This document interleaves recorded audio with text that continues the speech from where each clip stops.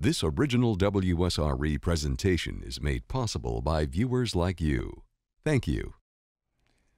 The author and speaker who is finding hope in the most unlikely situations, Maryann Makekau, on this edition of Conversations.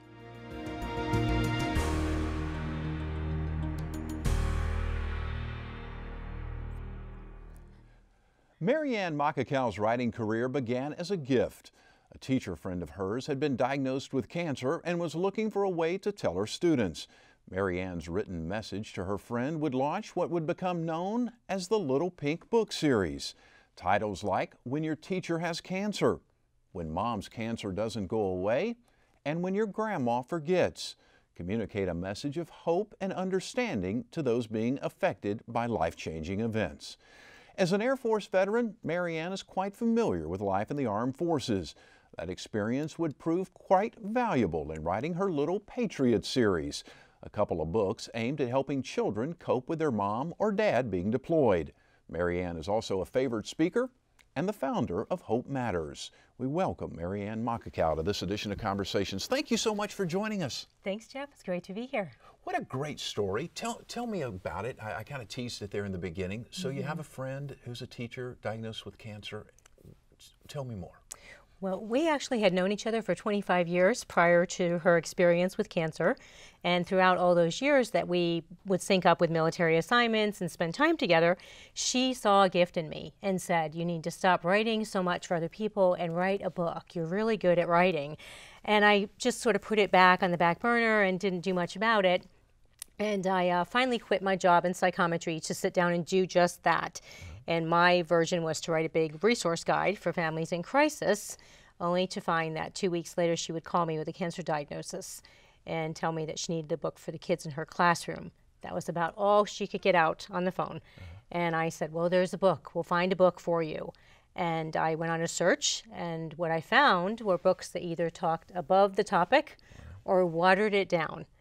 Kids are smart. They know what's going on. So I was sort of at a dead end and heard my pastor's words in my heart saying, you see something missing, maybe God's telling you to do it. And that started the first book, and then everything developed from there. Wow. How long did it take you to write that first book? That actually poured out overnight. Really? It did. On pink paper, Xeroxed at a local office store, and sent off to her with my generic kindergarten stick figures because I'm not an artist. But she got it, and then I actually flew up there 3 weeks later prior to her surgery and gave it to the kids in the classroom. What was the kids' response? It was overwhelming for me. I went up there expecting that I would try my best to keep it together. Here was my best friend on one side of the classroom and all of these little ducklings who she loved and called them so. And, you know, my job was to deliver this story about what she was about to go through. The teachers and the administrators were also very close to her, couldn't see themselves doing it. And what overwhelmed me was when I asked those students in second grade how many of them had someone they had known with cancer. Every hand went up. Yeah. And that was just a real sort of resonating moment for me to realize that these children at that age knew very well what she was about to go through. Right. What is the book? Tell me what it says on the inside. What's the book about When Your Teacher Has Cancer takes cancer and brings it down to a very simple form. I like to call it the psychosocial factors, if we think of it in psychology terms, because it explores the feelings. It explores the grief process. It explores the loss that she is about to undertake. It explores the helpfulness that we all need to have in something like cancer, yet feel helpless in many ways. So it empowers them, gives them gifts such as making her cards and filling up a bin while she's absent, you know, becoming part of her journey, walking alongside of her even when she's back in the classroom. So it gives them lots of tools and techniques to become part of it. And many of the students then took it home, of course, and shared, and then their parents became part of her walk as well. And your friend who was diagnosed, how is she today? She's terrific. I just texted her before the episode here, and she is actually in her 6th year of being cancer-free. Awesome. That's great. That's great. And I thought it was kind of fun. We were talking off air. Your son did the illustrations? Yes, that's an interesting story. It's sort of like a full circle because, as you said in the beginning about the different roles I've had in my life, I see this as a culmination. You know, I was a military wife. I was first a veteran. I was got my degree in psychology, as you know, and I just always had been writing reports and digging into research, and so all of that just comes together for this. And then our son had this gift, and as well as our daughter, from an early age, of art, and I used to give them, you know, little sketchbooks for the carts in the grocery store and fill those up, and then they became bigger sketches, and then at 16 he started a business for an online magazine, and then began starting another business to do web design and visual products, and so when I needed an artist, because I'm not, as I said, good at that, I reached out and said, how would you like to be part of this? Would you consider doing this? And he said, I would love to. That's great. That's great. And how did the next book, because you have a whole series, so Yes. Tell me how the progression here. That, you know, it's sort of like you just watch it unfold. I didn't set out thinking, okay, I'm going to publish a series. I set out, as you said, to help a friend. And then that became the series just by the series of events that unfolded. I took the original book, When Your Teacher Has Cancer, to a support group on Eglin Air Force Base and gave it to the women in that support group. Obviously, men also are diagnosed, but there were none in that group. Gave that story to them, and they immediately said, you need to not stop. We need one for moms, and we need one for grandmas. We want more. You just need to keep going. Please keep going. And I, you know, left that meeting and just sat in my car and cried and realized that I had started something that I hadn't prepared myself for, but clearly it was needed. And the next title was When Your Mom Has Cancer. A girl in that support group, one of the women in that support group, gave me her chemotherapy journals for how she had gone through cancer as a mom. And that gave me the inside out of what it was like for a mother to experience cancer and having children watch her in the wing. And that became the sort of template for me to write that book.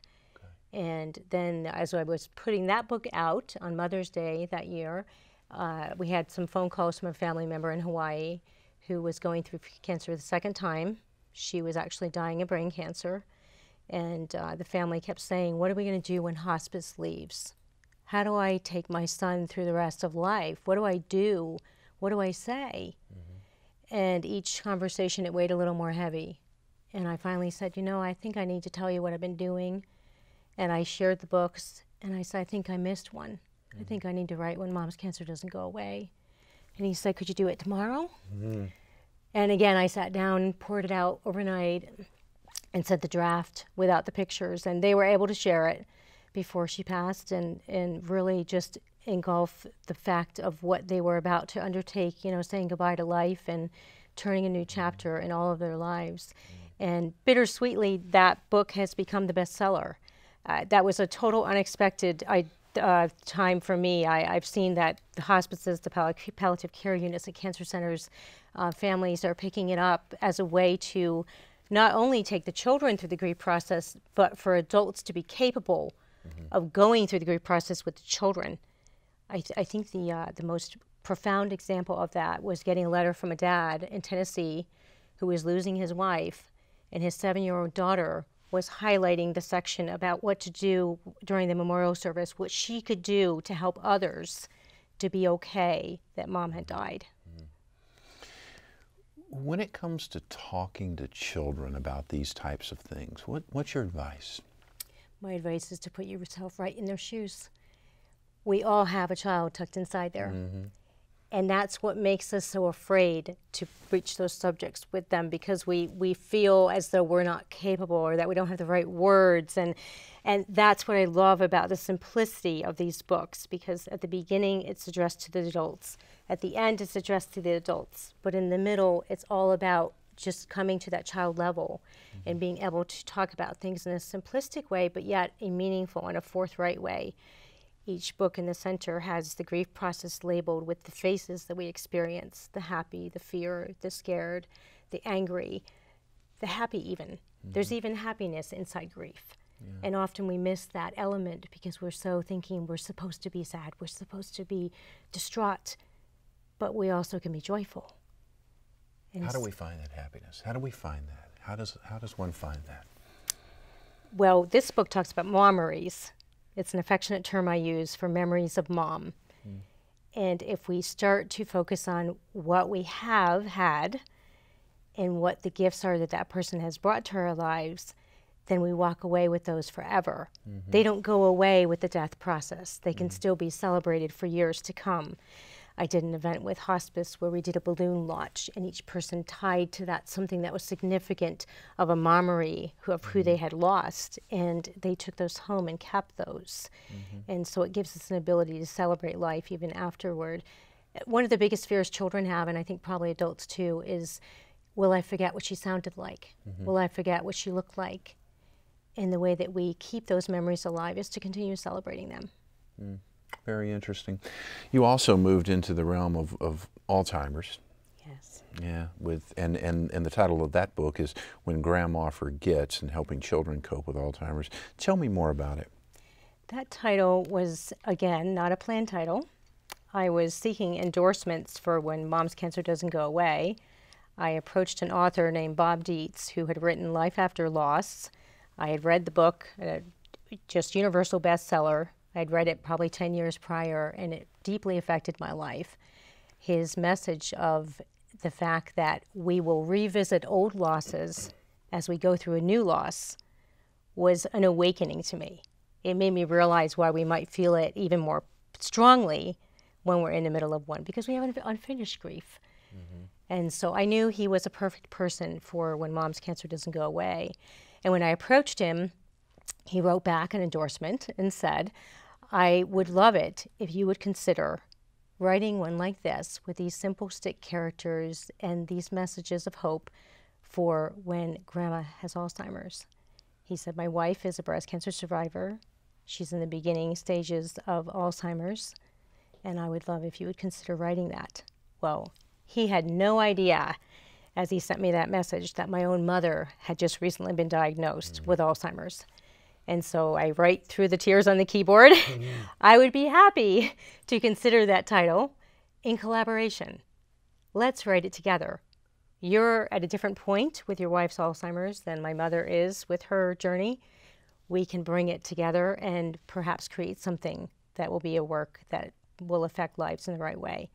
And he gladly accepted, and we began the almost year-long process of writing that. Yeah. How do you do research for something like that? It starts with, for me, it starts with getting yourself around it. And I say that because we can look at all the statistics and we can look at the disease itself and get into the scientific end of it. But we need to dig into what are people experiencing on the day-to-day. And so I look for stories from people individually that have gone through it that can share, or these stories that have been published somewhere else that have elements to share, which is where some of the endorsements come from, as well as what do we need to give to children in the process of explaining such difficult things. You know, what's fuel for them for the future? Because if we experience it now, then there's less chance that they're going to have unchecked grief, which then becomes problem behavior, becomes substance abuse, becomes other issues through later years of life. So it's sort of a preemptive message to have preventative medicine. That's interesting. I never thought of it in that way. Interesting. The other one that's exciting is your Little Patriot series. Yes. And so one entitled When Mom Goes to War, When Dad Goes to War. So you have a military background, so tell me more about how that came about. As I embarked on the book tours, which was east to west, north to south, for the Little Pink Books, my, of course, affiliation, as you said, with the military led me to just really notice the troops sitting in the airports and waiting on flights, and that led to conversations.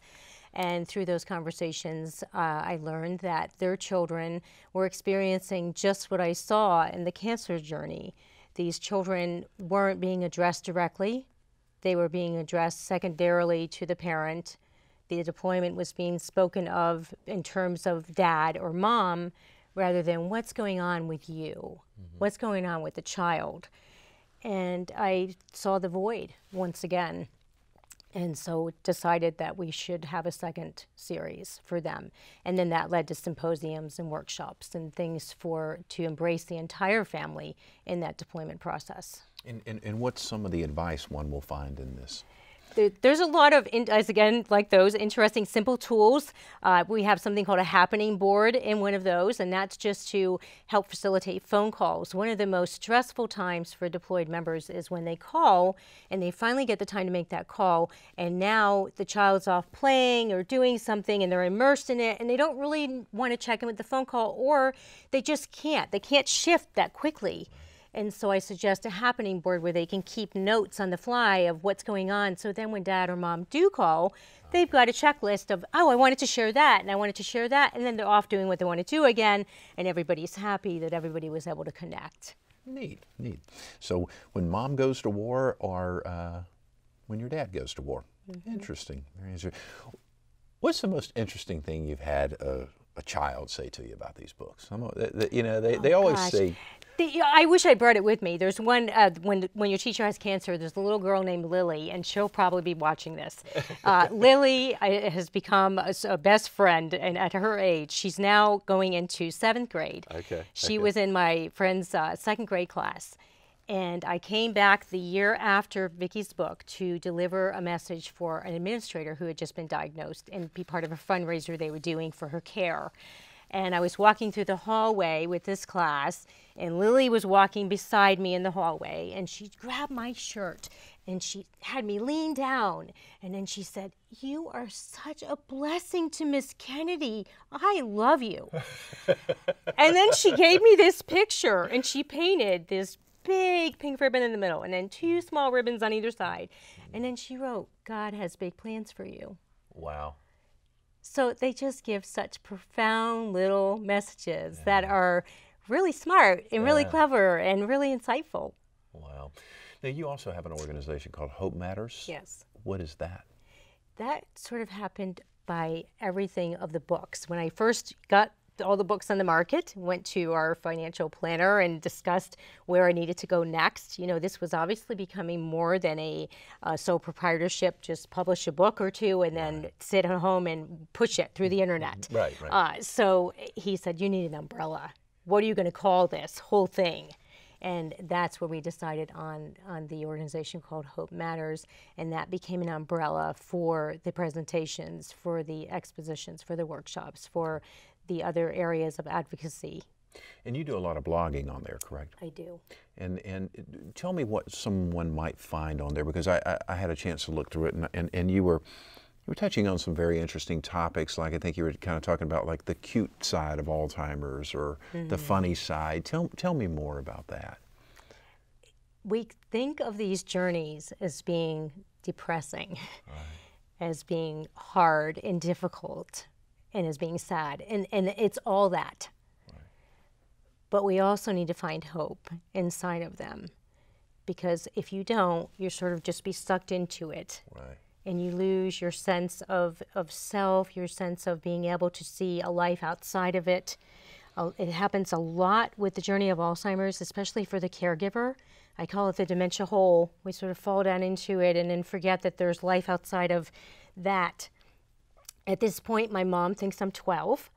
Some days she thinks I'm 10. She thinks that my last name is still my non-married name. She does remember my husband, though, and remembers that he is from Hawaii. That's a big deal with her. So that comes up a lot. He's Mr. Hawaii. But she just says the cutest things sometimes, and I don't want us to ever think that we baby them at this stage. But it is important to realize that in many ways they do return to a younger self. And if we can look at that way, now we can embrace the cute side, because we're able to just sort of adapt to the fact that it is cute. So when she says things to me, like at the Memory Cafe this week, listening to the accordionist, he is really good. And she just is so enthralled. And then she's got her coffee in her hand, and I'm saying, how is it? It's fantastic. This is so good. Everything is like, remember when your kids were little and everything was over the top? Whatever you did was just, you were the icing on the cake. You know, whatever I do for her now, I'm the icing on her cake. That's great. And so it is the cute side in those ways. You mentioned the Memory Cafe. What is a Memory Cafe? I learned about those through LinkedIn, one of my social networks, and they're all throughout the U.S. They actually began in the U.K. many years ago. We're just catching on here in the U.S. I want to say there are probably around 300 across the United States. There were none in the Panhandle. What it is it's a place to come to for caregivers and their loved ones to have a dementia-friendly zone away from the public, but be able to embrace what is normal, what was normal, going out to eat, enjoying a musician, enjoying some other artist that comes in. And so twice a month, I have these memory cafes that I do in Destin and Fort Walton Beach, Florida, through a conglomerate of sponsors in the community. And we bring artists in, whether it be musicians or painters or dancers, whatever, it depends on the month. And then we embrace these families with good food and good fellowship and good company and just the ability to be themselves. Whether someone is shouting unnecessarily or someone is asking for the bathroom 10 times within 10 minutes or someone needs to just be hugged for a while to be able to calm down. You know, they can be themselves, like the gentleman who came to the first cafe and it ended up being his last cafe. He came sleeping in a wheelchair, wrapped with a blanket around him, his daughter, caregiver, Cindy, and he wasn't really present, we thought, throughout, until nearly the end, when he raised his head and he just smiled with his eyes closed, and he just kept smiling.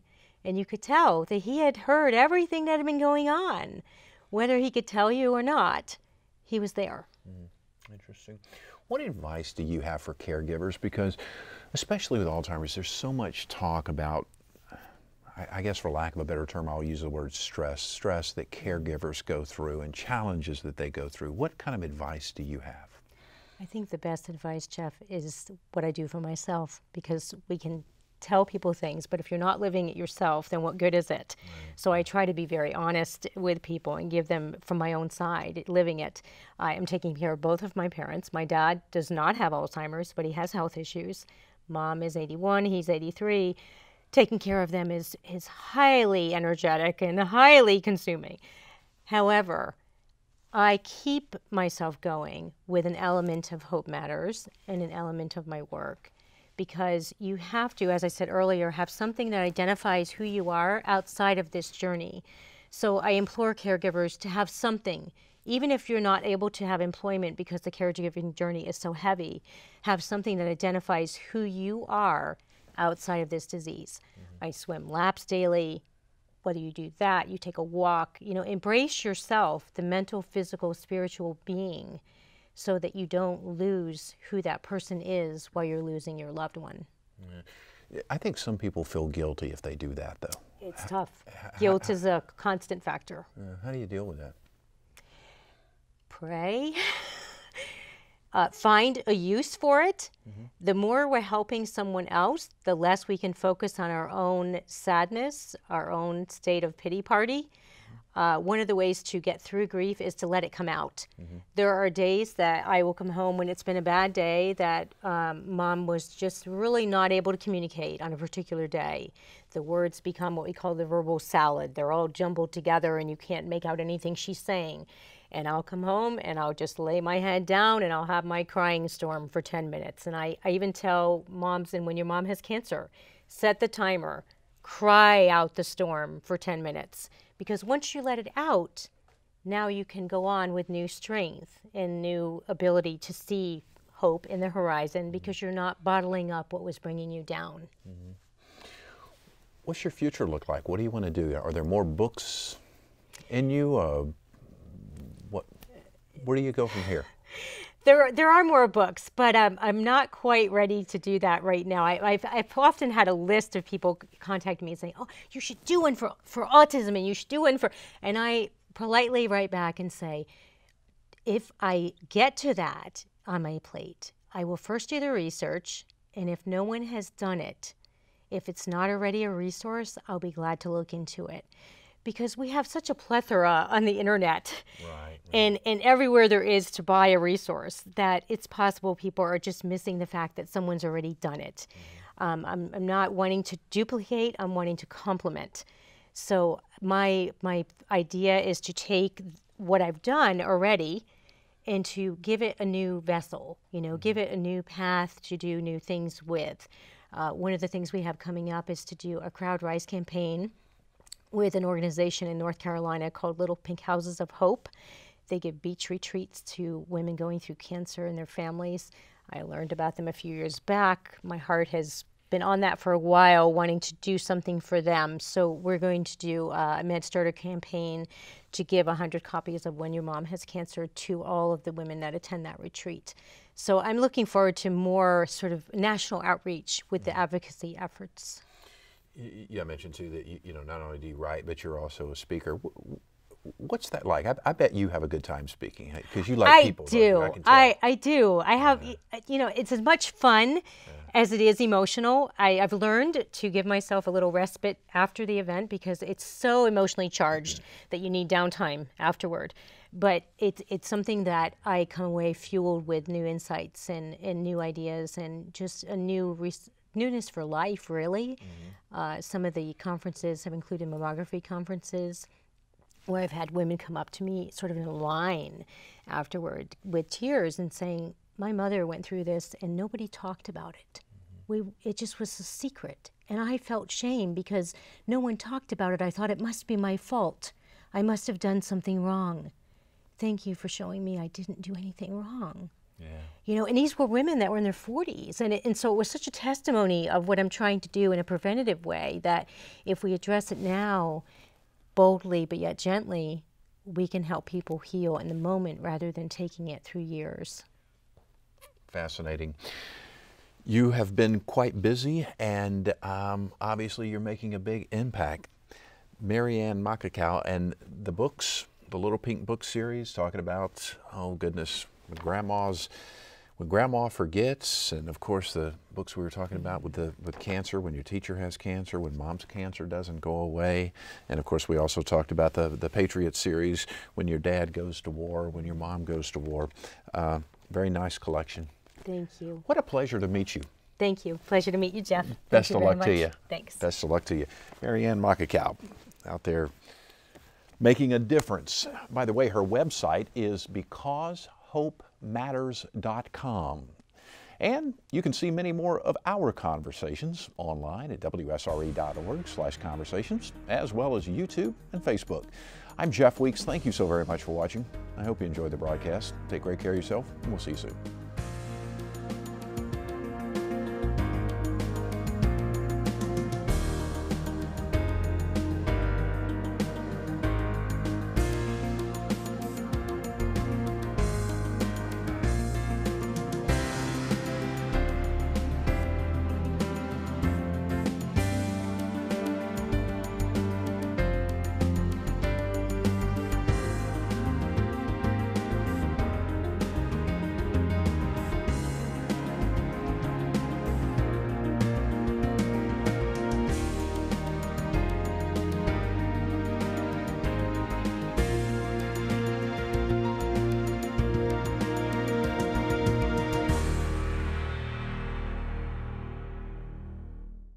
Support for this program is provided in part by these corporate sponsors.